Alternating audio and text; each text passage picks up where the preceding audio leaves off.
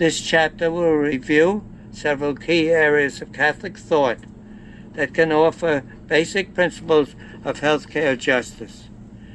The topics to be treated are the fundamental Catholic theory of justice and the obligation to provide universal health care, Catholic economic theory with its openness to a variety of economic systems, the Catholic concern for justice in the treatment of healthcare employees, healthcare as a vocation and a profession, and the meaning of suffering and death for the person as a whole. To begin the book, we set out a clear picture of the essential values that shape the Catholic approach to health care.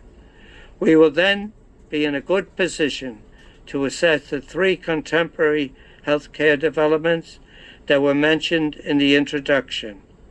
The chapter will conclude with a brief reflection on the ethical and religious directives for Catholic health care services, ERD.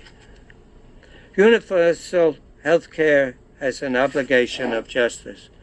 In recent decades, a growing number of authors have begun to assert that access to a reasonable standard of health care is an obligation in justice and a universal human right.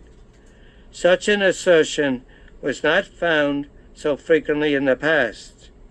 It is easy to understand why the themes of justice and rights in the healthcare context were not present in earlier times. The modern thinking of justice as entailing the responsibility of society to distribute a reasonable level of human goods to all persons dates especially from early 20th century sources such as John A. Ryan's classic text, Distributive Justice, first published in 1916.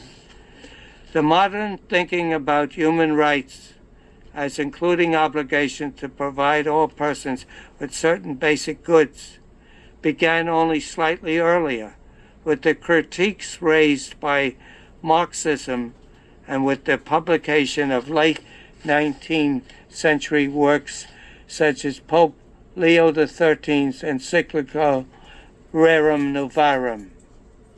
When these works were written, the state of healthcare was quite primitive in comparison to today's standards. Thus, even though earlier authors spoke about rights to goods such as education, just wages, and retirement benefits, relatively little was said about health care as a right or as a matter involving obligations of justice.